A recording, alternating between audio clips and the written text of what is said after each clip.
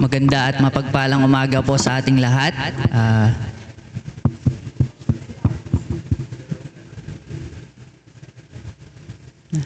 Tayo po ay magsisimula na. Tayo po muna ay mag-awitan at magbigay papuri sa ating Panginoon. Dito po sa page 170, Gumawa, Gumawa.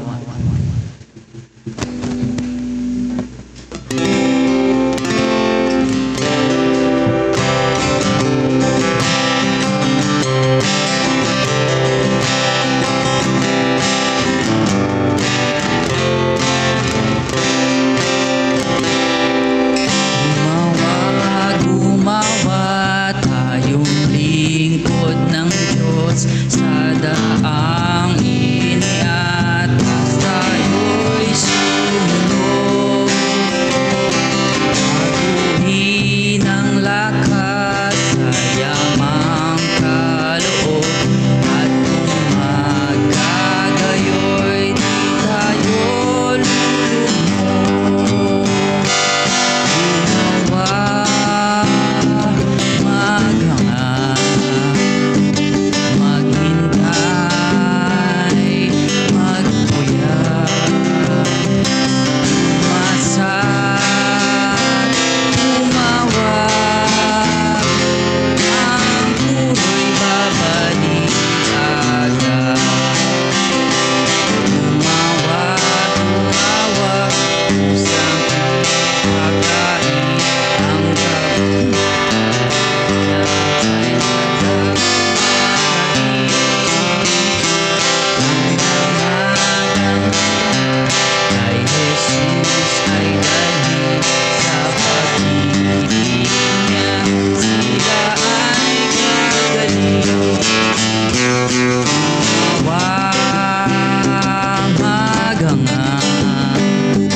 maghanga,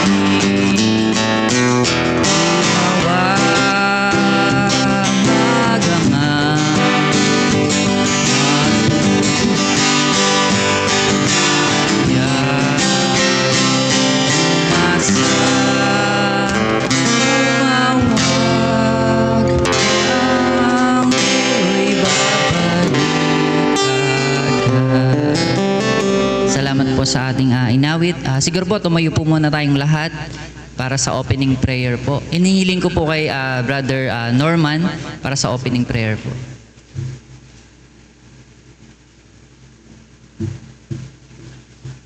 Sige po, tayo po'y manalangin.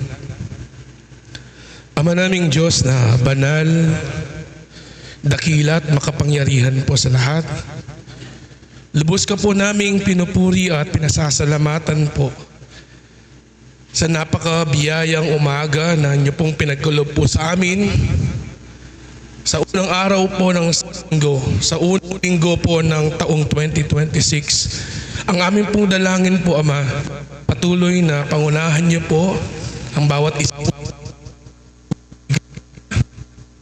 ng mga iba pang mga iglesia po sa Valenzuela at Nueva Ecija. At patuloy po sa mga nabuhay.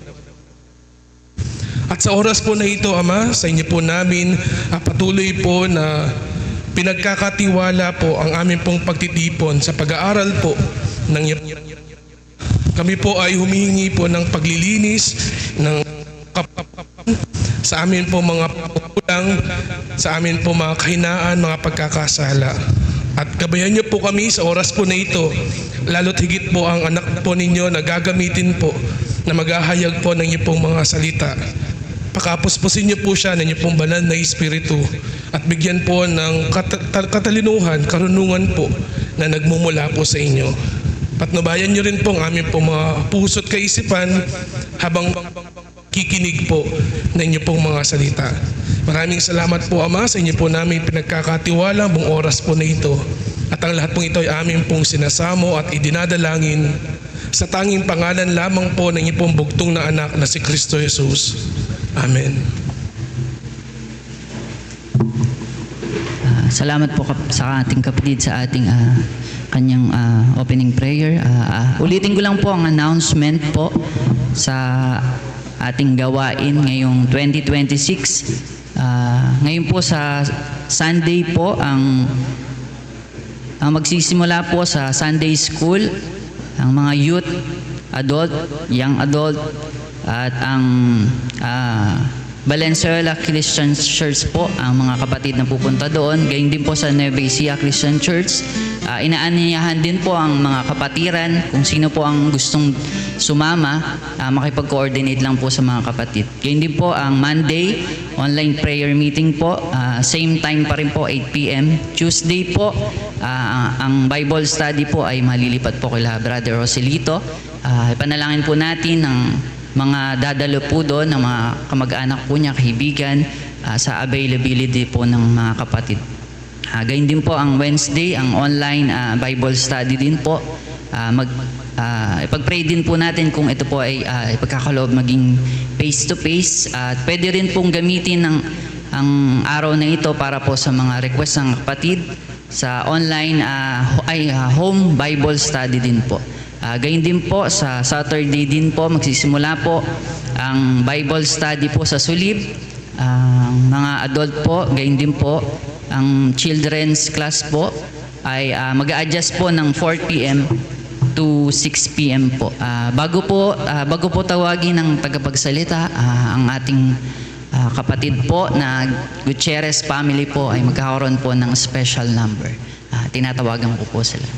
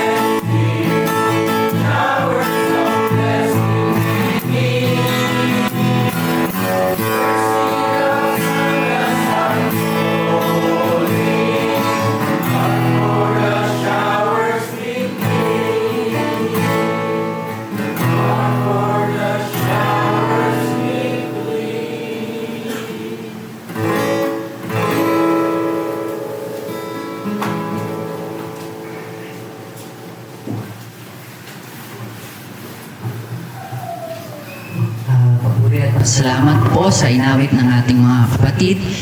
Nawa po ang ating Panginoon ay maluwati po. Tunay nga po ang shower of blessings ang makakamit po natin kung tayo po ay susunod at magtitiwala po sa ating Panginoon. Hindi ko na po patatagalin. Tinatawag ko na po ang ating kapatid na si Brother Wilson Gutierrez po.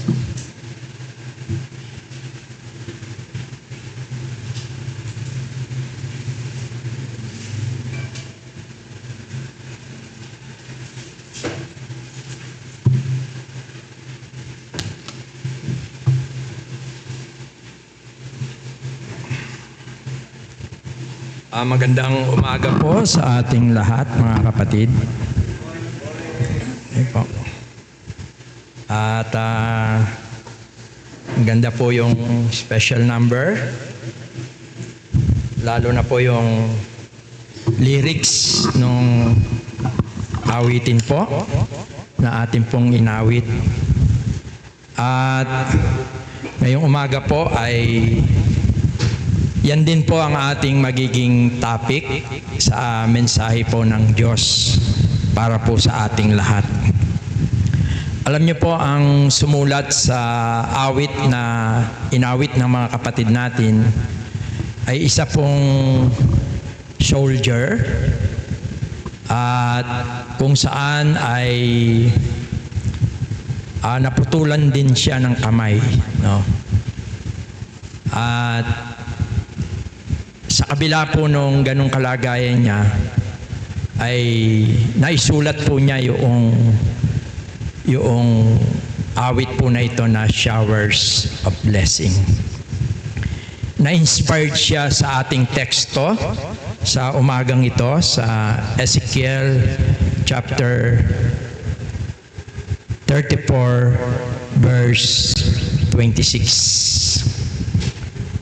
Kung saan ay nakasulat dito, sabi sa English, "And I will make them and the places round about my hill a blessing, and I will cause the shower to come down in its season. There shall be showers of blessing." Ang sabi sa magandang balita po, sa mababaw na salin, "Pagpapalain ko sila at ang lupain sa palibot ng burol na itinalaga nila sa akin. At pauulanin ko sa kapanahunan, sila'y papaulanan ko ng pagpapala." At yan po ang message po na ating pong tatalakayin sa oras po na ito, at tayo po ay saglit na manalangin. Ama, salamat po sa iyong walang hanggang kadakilaan, sa iyong kagandang loob, sa iyong mga pagpapala na hindi po kayang malirip ng aming mga puso, ng aming mga kaisipan. Sa kaligtasan at buhay na walang hanggan na mayroon po kami. Sa iyong walang hanggang katapatan, ang iyong mga pangako na nagiging kaaliwan sa mga panahon ng kabagabagan, sa mga panahon ng pangangailangan ay nagiging pag-asa sa bawat isa po sa amin. Tunay, O Diyos, na karapat-dapat ka lamang na sambahin sa espiritu at katotohanan. Dalangin po namin naway patnubayan mo ang umagang ito at tunay na maranasan namin ang ulan ng pagpapala. Ang lahat po ng ito ay aming samot dalangin sa makapangyarihang pangalan po ng iyong bugtong na anak na si Jesus. Amen. Ayan po. At maliwanag po dito sa bahagi na ating binasa na ang pagpapala ay hindi po ito aksidente na dumarating sa buhay ng tao. Ito po ay tunay na nagmumula sa Diyos. Kaya sinabi niya rito, yung come down in His season, sa kanyang timing, sa kanyang sariling panahon. Sabi nga ng isang awit, in His time. and in God's way, sa kanyang kaparaanan. At ang salitang showers of blessing o ulan ng pagpapala, ito ay tumutukoy sa kasaganaan ng kanyang biyaya. Biyaya ng Diyos. Kaya sa umaga pong ito ay atin pong pagninilay-nilayan ang mga bagay na ito.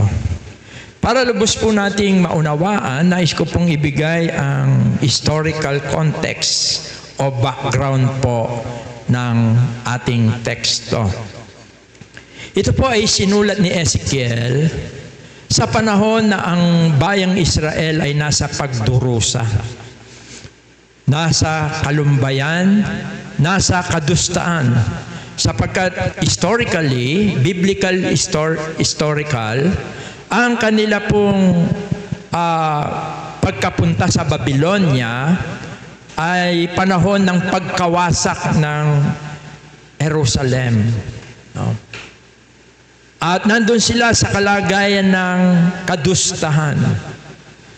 The wall of Jerusalem is signify the testimony of Israel. Nakasama nila ang Diyos, sila ay pinapatnubayan ng Diyos. To destroy Jerusalem, ito ay isang kadustaan. Hindi lamang sa mga Israelita, kundi sa Diyos na kanilang sinasamba. At ito ang nagdala sa kanila ng kalungkutan. Alam natin ang istorya na ito nung panahon nila Daniel. No, mababasa natin to sa Book of Jeremiah, Book of Ezekiel, Book of Daniel. Yung panahon ng kanilang pagkabihag sa Babylonia. At ito yung mga pangyayari. At sa panahong ito, sa aklat ni Ezekiel, dito niya isinulat ito. At isa itong prophecy, isa itong kapahayagan, isa itong hula, na sa tamang panahon, ang Diyos ay ibubuhos niya ang kanyang pagpapala. At kung babasahin natin ang buong chapter 34, isa sa mga dahilan ng pagkawasak, pagkadusta, pagkasira, o pagkabihag ng mga Israelita ay dahil po sa mga leaders nila. Yung mga leaders nila ay inialin tulad ni Ezekiel sa mga pastor o pastol na imbis na ang mga tao ang kanilang alagaan, patabain, ay ang kanilang mga sarili ang kanila pong pinataba, sabi nga, no?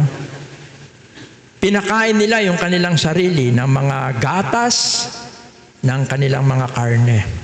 Sa madalit salita, ito po yung panahon na ang bayang Israel ay dumadaan sa matinding kahirapan, pagsubok, kadustahan, kalungkutan. Yan po ang kalagayan nila. But tulad po ng aking sinabi, sa panahon na ito, nagpahayag si Ezekiel ng isang hula, isang pag-asa, isang propesiya na ang Diyos ay magpapaulan sa kanila ng pagpapala. Yun yung showers of blessing. Kaya napakahalaga po na makita rin natin yung pinaka-konteksto. Parang sa ganun, makita natin yung kahalagahan noong pangako, noong prophecy ng Panginoon. Na siya, ang sabi niya, and I will make them and the places round about my hill, yun yung bayang Israel, a blessing. And I will cause the shower to come down in this season. There shall be showers of blessing. Kaya ngayong umaga po ay atin titignan itong pangako ng Diyos sa bayang Israel at ano ang relasyon nito sa mga buhay natin.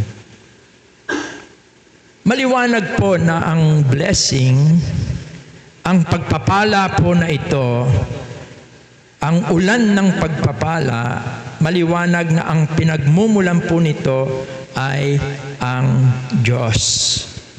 Kaya ang sabi po rito sa Tagalog, dito sa verse 26 ng Ezekiel, pagpapalain ko. Sabi doon po, and I will. Ang tumutukoy po nito, ito ang Diyos na gumawa ng langit, gumawa ng lupa. No?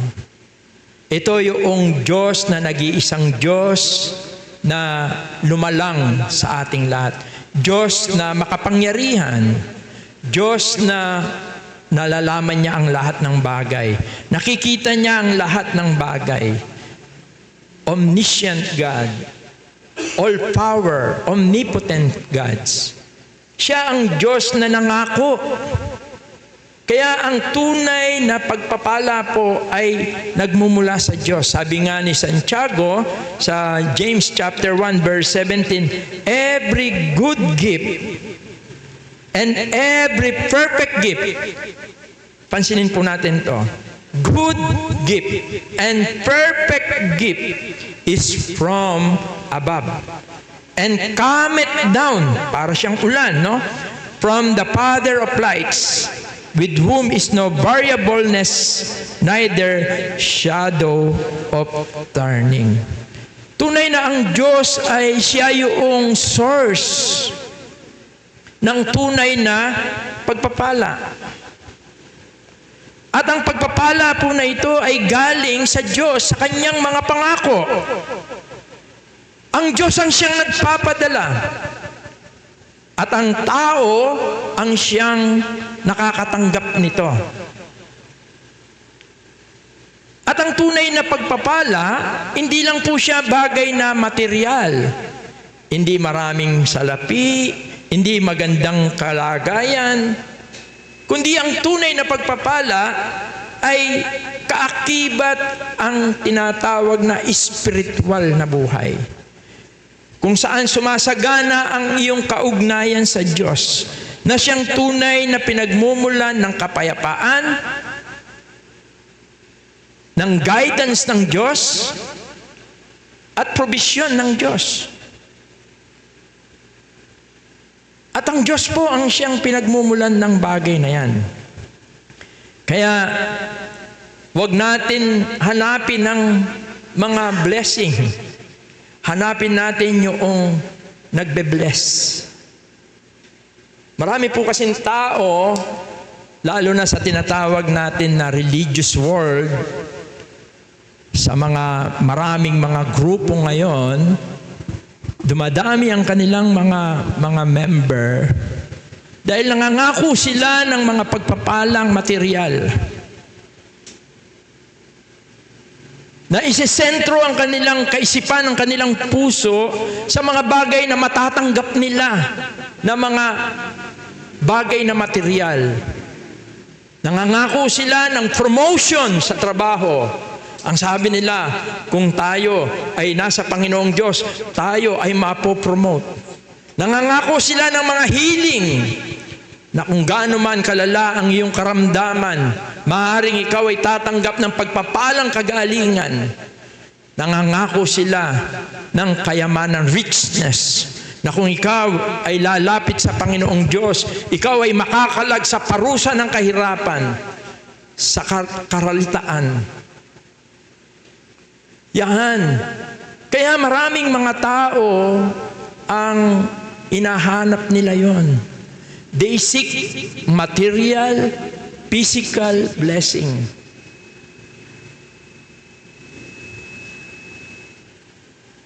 At ang nakakalungkot, hindi ang Diyos na nagpapala ang kanilang sinisikap na masumpungan sa buhay nila. Mga kapatid, maaring tayo ay salat sa maraming bagay. Maaring tayo ay sabihin natin na Wala tayo ng maraming mga bagay. Pero, ang mahalaga, sabi nga, humanap ka, ikaw ay makasusumpong. Kumatok ka at ikaw ay pagbubuksan. Huwag nating kalimutan ang pinagmumulan ng ulan ng pagpapala. Ito'y walang iba kundi ang Panginoong Diyos. Seek God first. Ang sabi ng banal na kasulatan. And everything shall be added unto you. Seek God first. Not blessing. Not material blessing. Siya po ang hanapin natin sapagkat siya ang tunay na pinagmumulan ng pagpapala. At kapag ka nasumpungan natin ng Diyos at nasumpungan natin ang blessing po na ito, itong ulan ng pagpapala, sabi nga, makikita natin yung scope, no? Kanina nakita natin yung source. And then yung scope, yung lawak ng pagpapala po na ito. Sabi nga, hindi siya patak. No? Hindi siya patak ng ulan, hindi siya ambon. Kundi ito ay abundant rain. Saganang ulan. Natanda ng kanyang pagpapala, ang lawak ng kanyang pagpapala.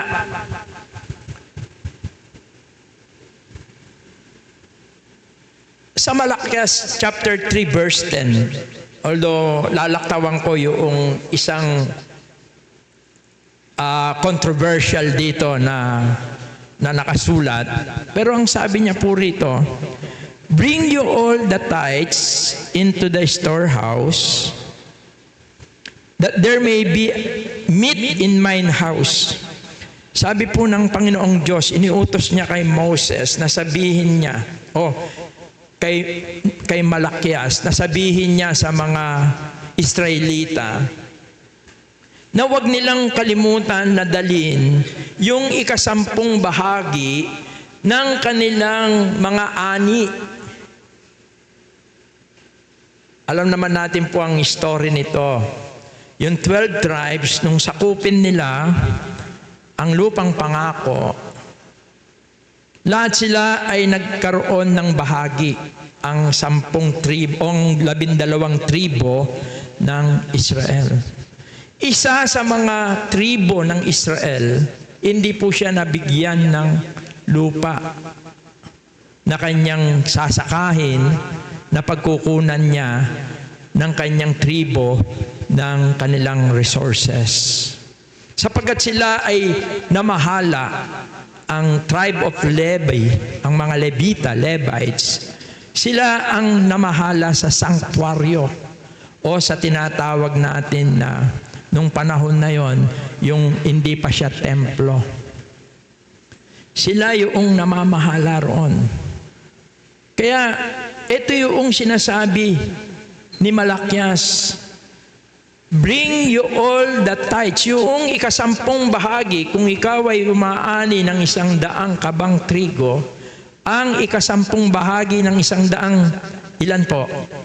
Mathematically is 10. Dadalin mo yon sa tabernakulo. Kung saan nandun yung mga Levita para yun yung kanilang magiging kabuhayan. Ikabubuhay. Ang 12 tribo, nung nasakop nila yan, ang isa ay hindi nabigyan, ang Levites. Kaya 11 na lang. Ang isa sa mga kaduluduluwang bahagi na naging parte niya, yung tribes of Dan, malapit siya sa hangganan ng idolaters. Kaya nakontaminate siya. Ibig sabihin, hindi na siya lubusan na sumamba sa tunay na Diyos. Kaya sa Book of Revelation, makikita ninyo, hindi na binanggit ang tribe of Dan. Ilan na lang po sila? 10. At ito pong 10 tribo na ito, sila po ang sinabihan ni Malakias na dalhin ninyo ang 10% bahagi ninyo na inaani. Saan po? Into the storehouse, that there may be meat in my house. Para meron daw pong ikabubuhay doon sa kanyang tabernakulo. At yan po ay iniutos ng Diyos sa panahon ng mga Israelita. Naging batas, naging kautusan sa kanila po ito. And ito po yung proportionate. Kung pong yung 10 may tig-100 kaban, magdadala sila ng tig-10 bahagi nila. Ilan po ang mapupunta sa bahay ng Panginoon? 100. 10 times 10 is 100. Matitira sa kanila is 90%. Parang agarabyado po. No. Dahil ang mga Levita, magbibigay naman sila ng ika-10 bahagi nila kay Aaron. Si Aaron, siya po yung pinaka-higher priest. Kaya proportionate po yon, 90%, 90%. Kaya hindi po siya applicable sa panahon natin. Kasi kung magbibigay lahat kayo ng 10%, yayaman po kami. Marahil yan ang dahilan why others hindi po nila mapigil na ituro po ang bagay na yan.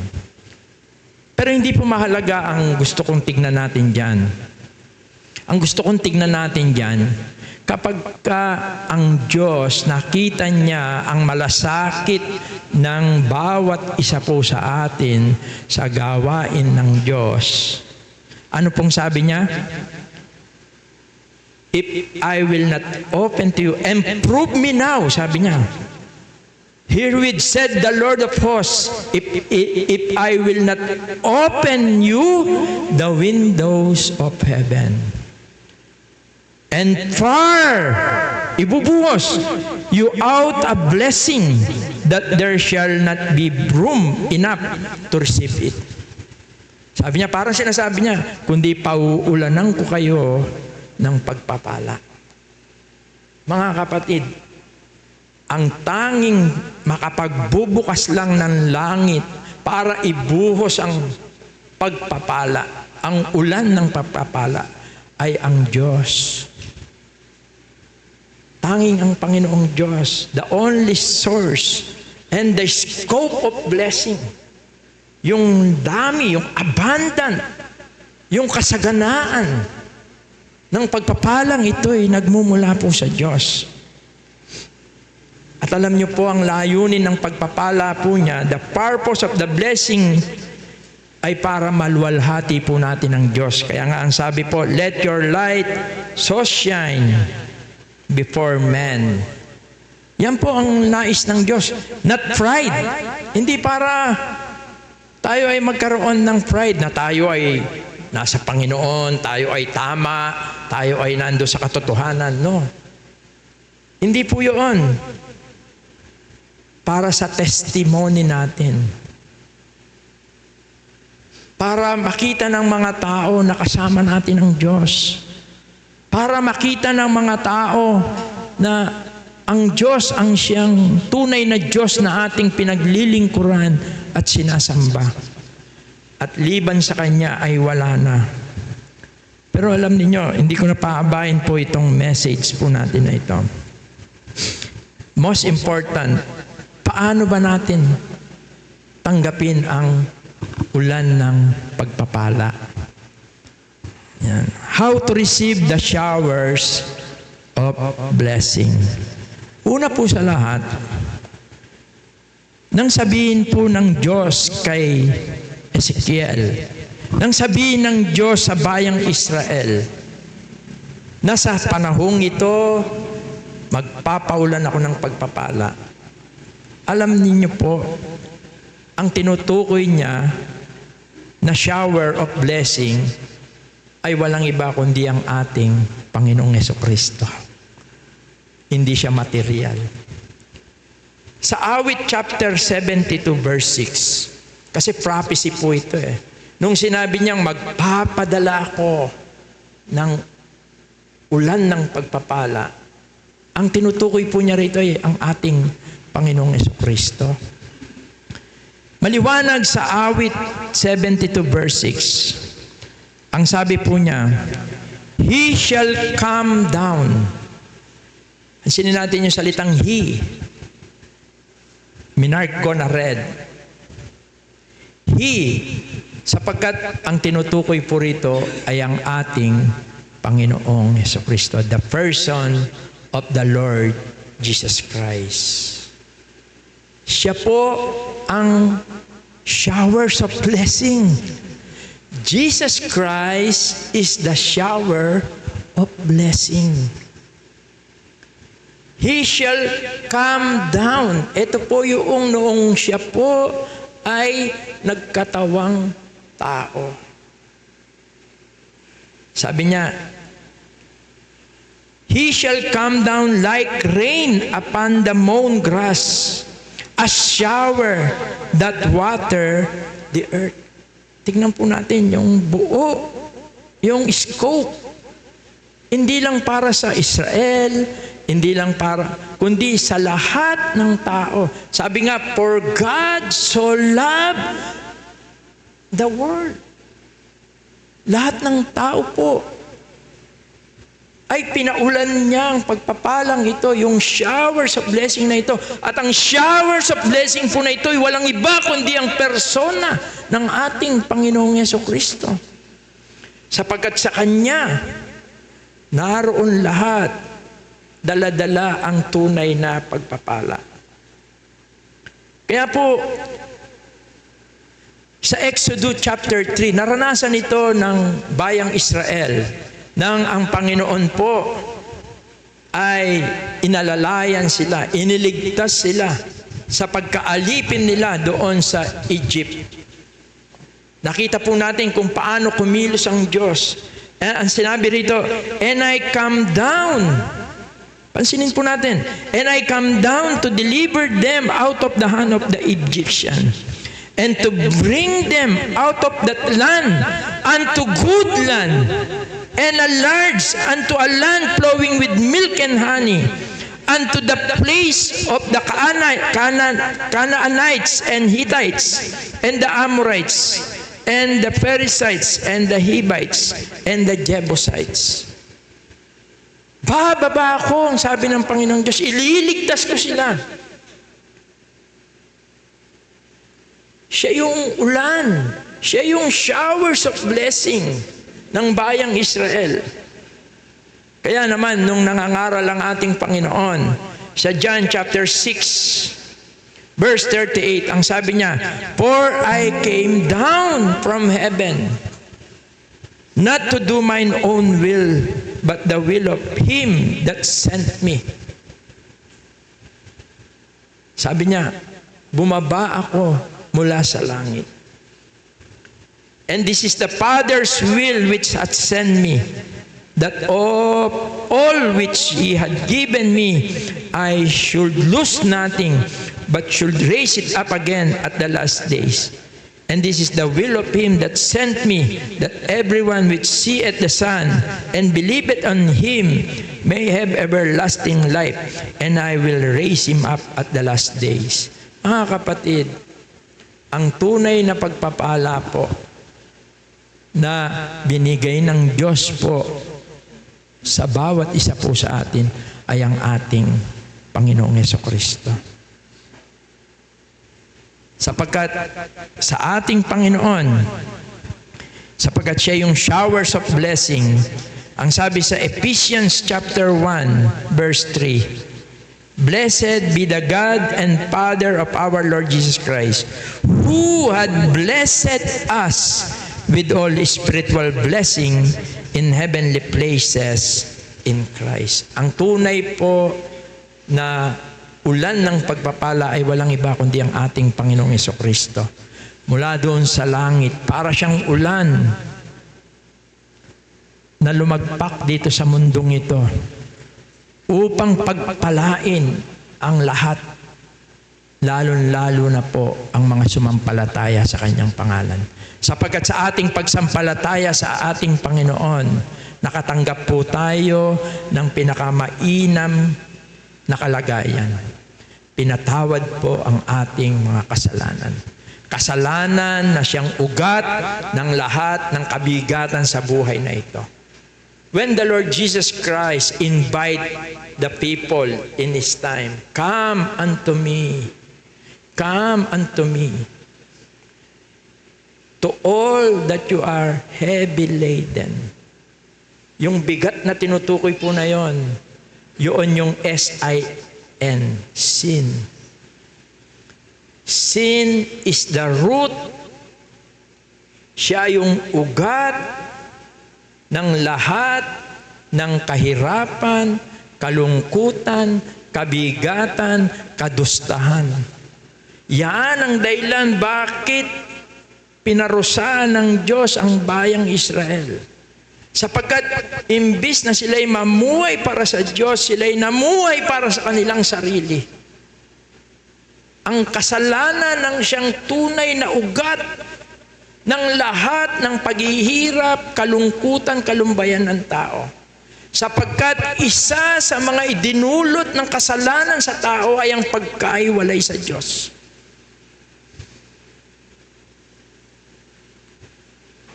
At ang tunay na ulan ng pagpapala ay walang iba kundi ang ating Panginoong Jesucristo. Sa isang tao na pagkatapos niyang marinig ang mensahe ng magandang balita at siya'y sumampalataya sa Panginoon, tinanggap na niya ang showers of blessing. Sapagkat siya ay nagkaroon ng bagong buhay, siya ay nagkaroon ng kapayapaan sa kabila ng kaguluhan. Siya ay nagkaroon ng galak sa kabila ng salat sa maraming bagay. At higit sa lahat, siya ay nagkaroon ng pag-asa. Pag-asa na ang pasan na kasalanan ay hindi na muling papasanin pa. Mga kapatid, ang tunay na pagpapala, ang tunay na ulan ng pagpapala, hindi material. Maraming mga tao sa panahon po natin ngayon, nasa kanila ang lahat. Mayayaman, subalit walang kasiyahan. Sa nangyayari sa bansa natin, malinaw na ipinapakita ng Diyos ang tao ay walang kabusugan. Ang tao ay walang kasiyahan. Yan ang kasalanan. Subalit, kung tatanggapin nila ang ulan ng pagpapala, mararanasan nila ang tunay na kaligtasan, kapayapaan, kagalakan, kaligayahan, at higit sa lahat, kasiglahan. Sa kabila ng ang katawang ito ay unti-unting umihina, ang katawang panloob ay lalong sumisigla sa paglilingkod. Sapagkat taglay niya ang patak ng biyaya ng pagpapala. At ito'y walang iba kundi ang ating Panginoong Jesucristo na mula sa langit bumaba rito sa lupa upang sa pamamagitan po ng kanyang kamatayan, ng kanyang muling pagkabuhay, ang isang tao na punong-puno ng pagdurusa, na punong-puno ng kalumbayan sa gitna ng nasa kanya na ang magagandang bagay. Nangako ang Diyos na ipadadala niya ang ulan ng pagpapala. Kaya sa panahon nung sumulat noong showers of blessing, nang marinig niya ang message, actually not only narinig, nabasa niya ang Ezekiel, yung ating mensahe ngayon. Doon niya po naisulat yung awit na the showers of blessing. Kasi nakita niya na ang tunay na pagpapala ay walang iba, kundi ang Panginoong Jesucristo na nasa kanya. Sa kabila ng siya ay naputol ang kamay, sa kabila ng siya ay nagdusa, naranasan ng gyera, nakita niya ang tunay na pagpapala ay walang iba kundi ang ating Panginoong Yesus. Kaya sa mga audience po o sa mga kapatid natin, sa mga naririto po na tunay na naghahanap at gusto na makakawala sa kalungkutan, kalumbayan, kapahamakan ng kasalanan, tanggapin mo, saluhin mo ang ulan ng pagpapala. At ito po ay walang iba kundi ang ating Panginoong Jesucristo. At sa atin po na mga sumampalataya, huwag tayong tumingin sa mga bagay na wala tayo. Huwag tayong tumingin sa paligid natin, sa nangyayari sa panahon natin. Huwag tayong tumingin sa ating katawang lupang ito na unti-unting nasisira. Tumingin tayo sa ulan ng pagpapala, sa ating Panginoong Jesucristo na nagmahal ng tapat sa bawat isa po sa atin. Let us pray po. Ama, salamat po sa iyong mga salita. Tunay po na kung minsan ay nagdidilim ang aming pananampalataya. At ang liwanag na nakikita namin ay ang liwanag na dala ng sanlibutan ito. Kaya kung minsan po ay hindi namin makita ang ulan ng pagpapala.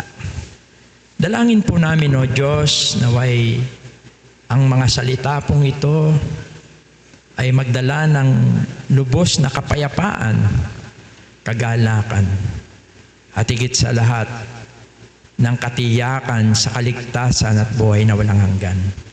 Salamat sa aming Panginoong Yesus na siyang tunay na nagdadala, nagbibigay, at pinagmumulan ng ulan ng pagpapala.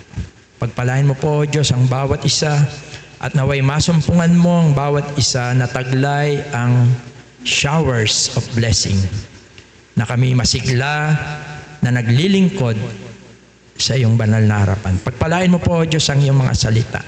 At kung mayroon man po sa aming pagtitipon ang wala pang tunay na pananampalataya sa Panginoon, tulungan mo po siya na matuon ang kanyang puso't kaisipan, hindi sa mga bagay na material na kanyang matatamo, kundi sa aming Panginoong Yesus na siyang tunay na ulan ng pagpapala.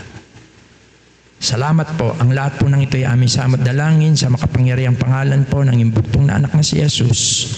Amen.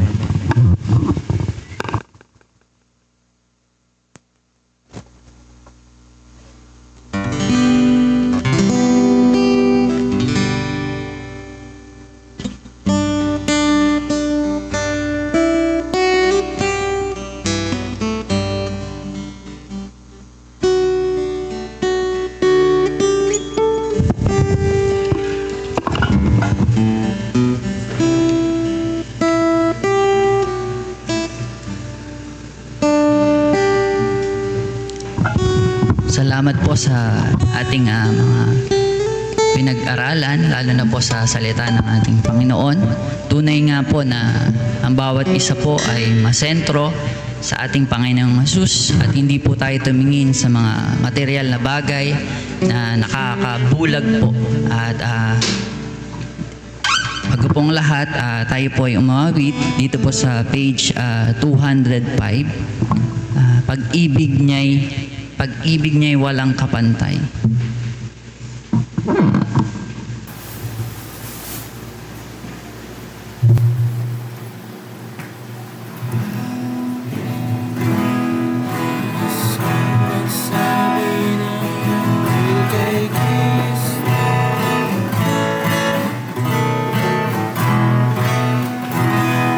Nais ko magsabi ng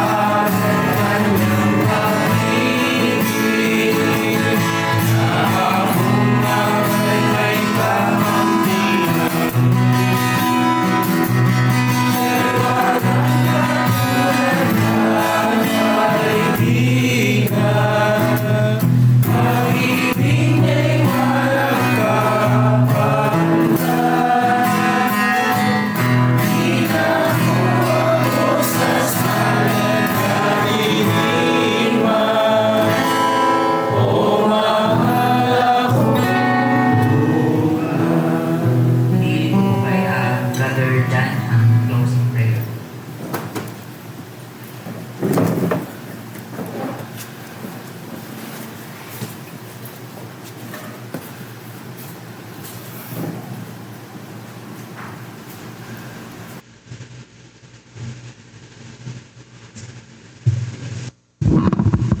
Tayo po ay manalangin. Ama namin Diyos na dakila, banal at lahat. Muli po Ama, kami po ay nagpapasalamat sa biyayang umaga po na po sa amin para po sa unang araw po ng isang linggo at sa unang linggo po ng taon po na ito na kami po ay magtipon. Patuloy po na magpasalamat sa inyo pong kabutihan, sa biyaya po na binubuhos niyo po sa amin at patuloy po na ibubuhos po. Salamat po sa amin pong Panginoong Hesus, sa relasyon po namin sa inyo, sa kaligtasan po at sa lahat po ng biyayang pinagkakaloob po ninyo. Salamat din po sa narinig po naming mensahe po ngayon. Nawa patuloy po ang dalangin po namin na ito po ay patuloy na mangusap sa bawat puso ng bawat isa po sa amin. At ito po ay amin pong baunin sa pagbukas po ng taon po na ito. Salamat po sa lahat po ng mga kapatid na dumalo, nakinig. Patuloy pagpalain niyo po ang bawat isa po sa amin. Sa lahat din po ng makakapanood at nanood po sa online. Patuloy ang biyaya po ninyo ang ibuhos po sa bawat isa. Salamat din po sa inyo pong anak na ginamit na naghayag po sa inyo pong mga salita. Patuloy ang panalangin po namin ng pangunguna po sa amin pong kapatid at ganoon din po sa ministeryo po niya at sa kanya pong buong pamilya. At patuloy sa umaga po na ito, kayo po ang inaasahan po namin na mangunguna sa amin pong breaking of bread, sa amin pong pag-alaala, sa amin pong Panginoong Hesus, sa mga pag-uwi ng amin pong mga kapatid na mauuna po, ingatan niyo pong bawat isa po sa amin. At muli po, Ama, ang lahat po ng ito ay amin pong pinapasalamatan at dinadalangin, hinihiling sa matamis na pangalan po na ipong bugtong na anak na si Kristo Jesus. Amen.